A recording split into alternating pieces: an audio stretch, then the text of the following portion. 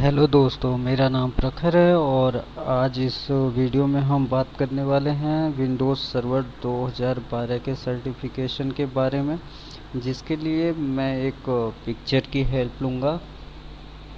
जैसा कि हम सबको पता है कि माइक्रोसॉफ्ट एक इंटरनेशनल सॉफ्टवेयर कंपनी है जो ऑपरेटिंग सिस्टम भी डिज़ाइन करती है और सॉफ्टवेयर भी डिज़ाइन करती है।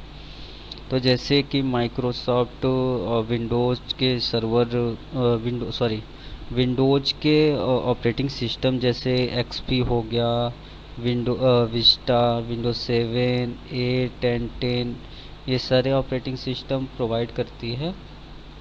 और इसके साथ ही साथ ये सर्वर के ऑपरेटिंग सिस्टम भी डेवलप करके प्रोवाइड करती है। जैसे तो 2000 का सर्वर हो गया विंडोज़ का, 2003 का विंडोज़ सर्वर हो गया, उसके साथ ही विंडोज़ 2008 का सर्वर हो गया, 2012 का सर्वर ये डेवलप करके प्रोवाइड करती है।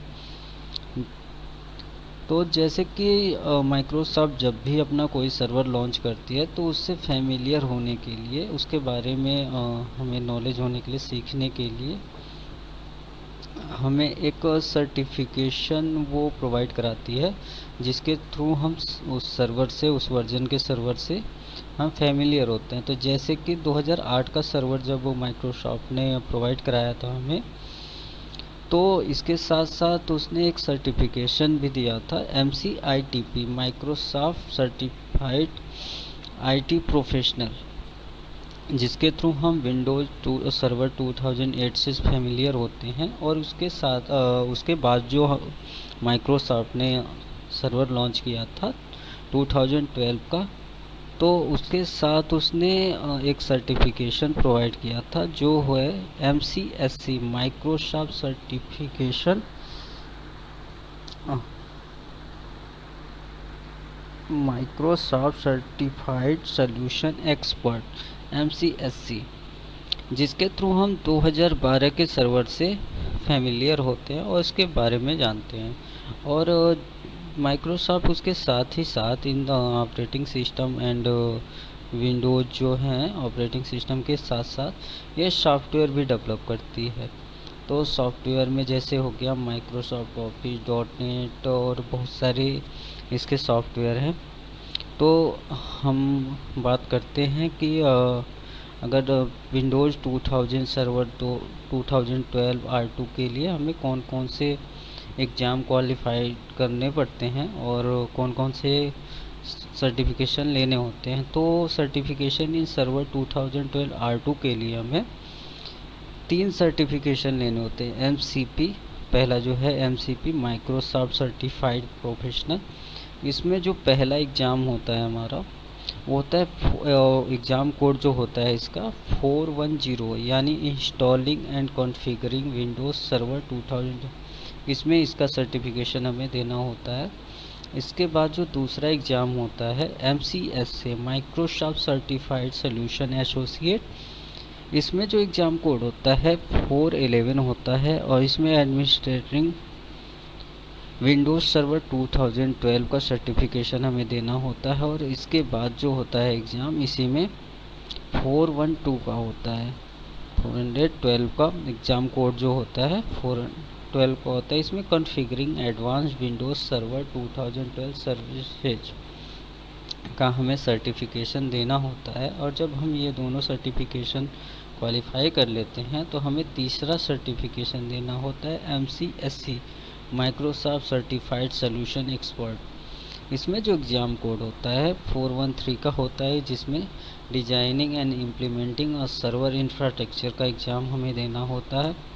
और उसके बाद जो होता है 414 का एक एग्ज़ाम हमें सर्टिफिकेशन देना होता है, जिसमें implementing and advance server infrastructure का हमें सर्टिफिकेशन देना होता है। यानी टोटल हमें 3 सर्टिफिकेशन लेने होते हैं फॉर विंडोज़ सर्वर 2012 R2 के लिए। और टोटल 5 एग्ज़ाम इसमें हमें देने होते हैं सर्टिफिकेशन। और अगर किसी ने पहले से MCITP का सर्टिफिकेशन लिया हुआ है और वो चाहते हैं कि MCSC में अपने आप को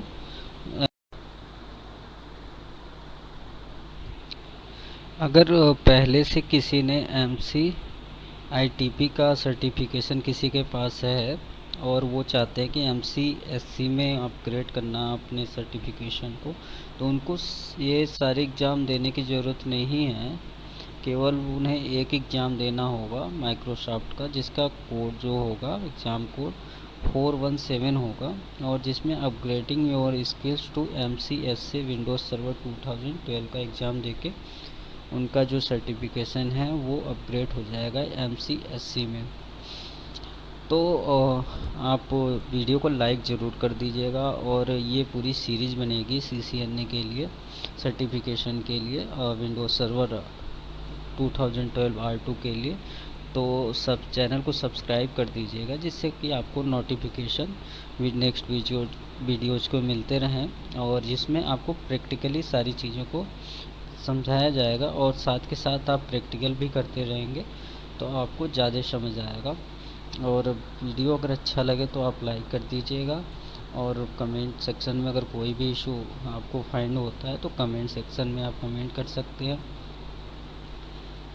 और वीडियो के साथ बने रहिए, और नई नई चीज़ें आप सीखते रहेंगे अगर फॉलो करते हैं। तो नेक्स्ट वीडियो जो हमारा होगा, अगला वीडियो जो उसमें हम कॉन्फ़िगरेशन और उसके हार्डवेयर रिक्वायरमेंट के बारे में हम बताएंगे कि क्या क्या रिक्वायरमेंट होती हैं 2012 R2 के लिए, एंड क्या क्या उसके कॉन्फ़िगरेशंस हैं। तो मिलते हैं नेक्स्ट वीडियोज़ के साथ।